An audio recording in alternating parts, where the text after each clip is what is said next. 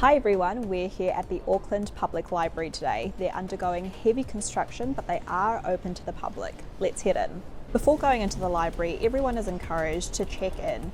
They've provided QR codes outside for people to use if they have access to their own smartphone. Otherwise, people can walk in and check in manually. Rion, thank you so much for having us today. Hey, no problem. It's lovely to see you guys and welcome to the building. So libraries are inherently quite quiet places and also a place where people touch books and magazines and other resources. Tell us a little bit how you thought through that prior to reopening. Yeah, so there's some changes for us to make in terms of how we deliver our services, and we had to take a lot of our day-to-day practices into consideration and think about whether or not they were safe to continue or if we need to make any changes.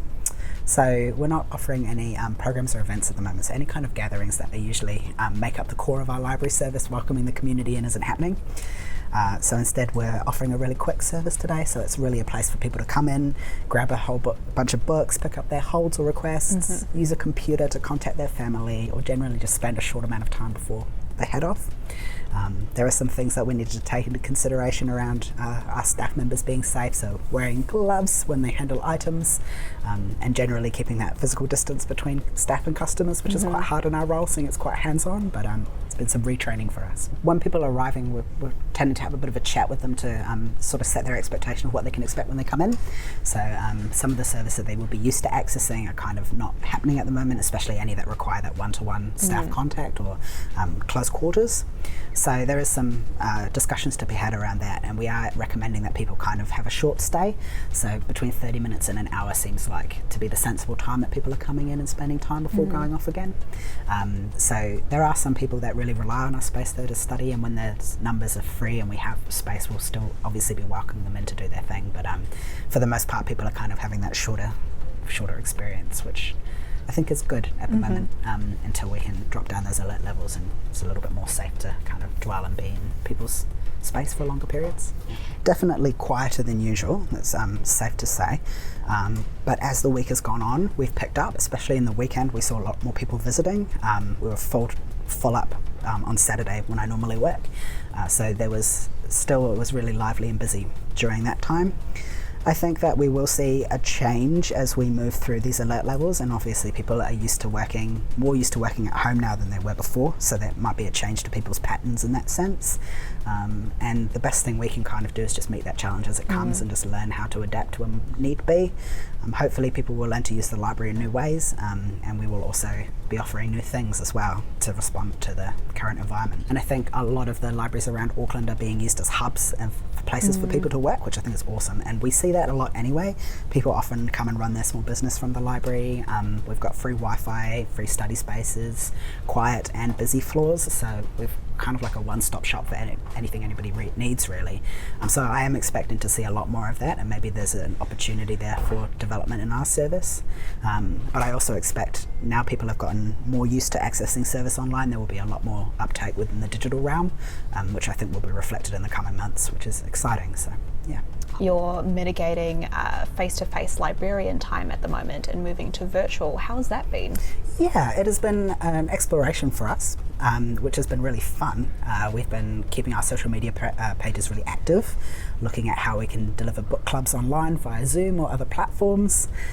We've also got a really robust and easily accessible digital library. I think we've got 300,000 items online, a whole bunch of e-magazines, e-newspapers, digital databases, and we've welcomed like 4,000 new members to the library over lockdown, which is really exciting. So a lot of those services that were already sort of in place before the lockdown happened, we've just been using to connect with the community in new ways, but also thinking about how we offer things like online 3D printing and other things like that to keep our services active.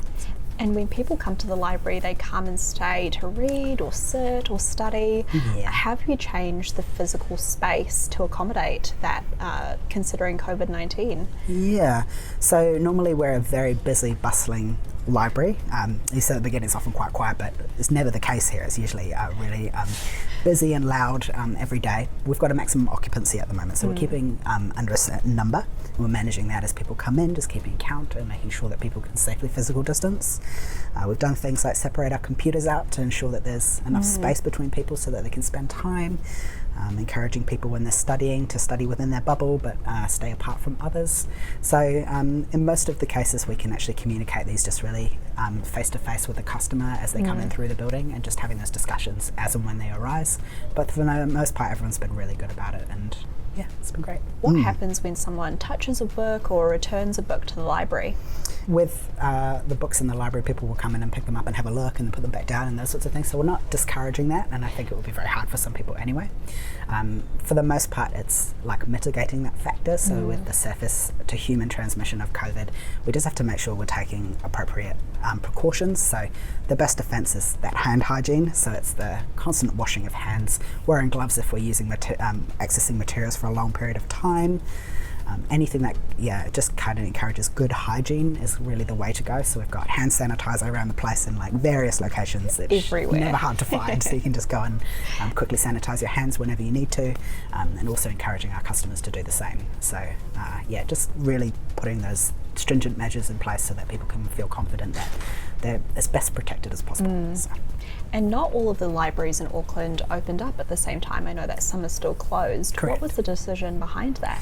It was based on a number of factors. We wanted to make sure that we were opening the library safely and slowly. That was the most important thing for staff, that they felt prepared. We also had to consider some of our vulnerable workforce that wasn't able to come back and work at the library. So some of them have been redeployed to other places in council, and some of them had to stay home and stay isolated during level 2. So it was based on a resource decision as well. But the rest of the libraries will be opening up hopefully after the Queen's birthday weekend, when we'll be back to more of a regular full service. So I think in many cases it's just that slow staged approach that is the best approach when we're coming out of something like this. So that was the main consideration around it, is just making sure we could do it safely. So.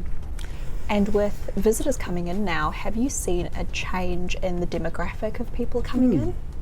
I wouldn't say a change in the demographic. We've seen a lot of our regular people who have not been able to come into the library, and they welcomed us back with open arms, and the same for us with them, so it's really nice to reconnect in that sense.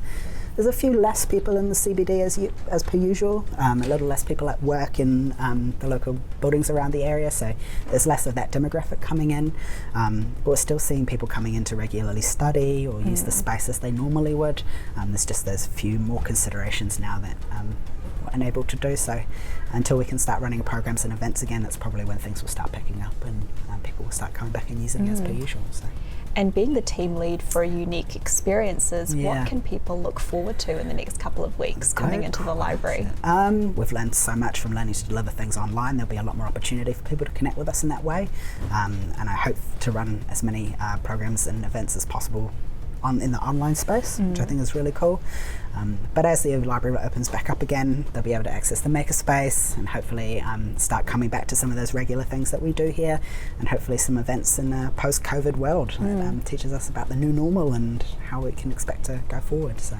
And you made a good point about places in the library that are not accessible at the moment. Which areas are those? The real place that seems to be missing at the moment for a lot of people is our newspaper area. So newspapers are high touch volumes with people grabbing and putting them back again, so it was just too dangerous to have them up at the moment. But we've got this really amazing online service for e-newspapers anyway, so we've actually been teaching people how to access that instead. Oh, wonderful. So that's been really good, that they can still access it just in a new way. So. Now that you've been open for a couple of days, what has the visitor feedback been?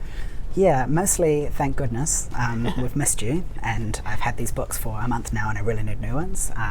We've also had a range of people just kind of commenting on things like, getting used to contact tracing and getting used to using the software behind that as well, which has been some time for us to help educate people on how to do that.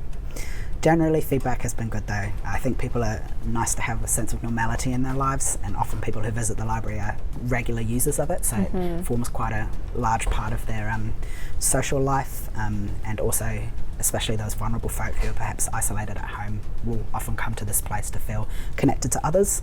So I think in general the community feeling has been really wonderful, and it's something I've definitely missed as well, so it's been lovely to be back among my peers and back among the community and reaching out to those guys. The days before that we found out we were going to be closing for the level 3, I think it was, a time escapes me now, but there was like a rush at the doors. Like we couldn't fill up our display tables fast enough. We had constant requests, people just coming in to pick up books because I think everybody knew that they were going to need them to keep hunkering down. Busy, hunkering down that spirit, No, so yeah, it was quite a busy time for us actually. It was fast and furious, so it all seems like a blur now, kind of. I guess I was kept pretty busy over lockdown. I was actually redeployed on a project.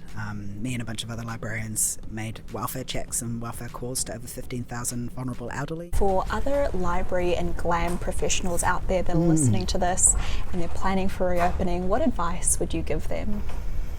I would say that we've put a real emphasis and focus on having stringent contact tracing measures, and I guess I'd really encourage people around the world to do the same. That's our best defense to stop the spread if should there be one. So planning for that and the different levels of digital literacy within your community. So some people feel very comfortable using things like apps and QR codes to sign in, while others just haven't had that exposure or experience before, and to really plan for that. And also be prepared for the deluge of returns that will come through your slot, and make sure you allocate resource and time to do that as much as you are with the front facing as well. It's been a real delicate balance for us, but I think we've got it sorted now. It's just planning for those two things, is the people element and the collections element. There's a bit of a balance at times, but really encourage that contact tracing and thinking about your space and how you set it up.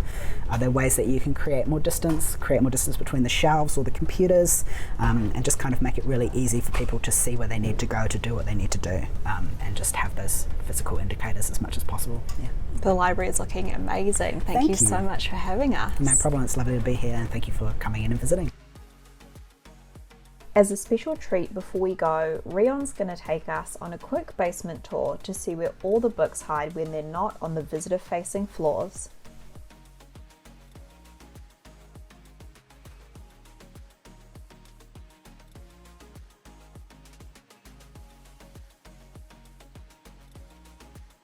It was great visiting the library today and seeing how they've responded to COVID-19.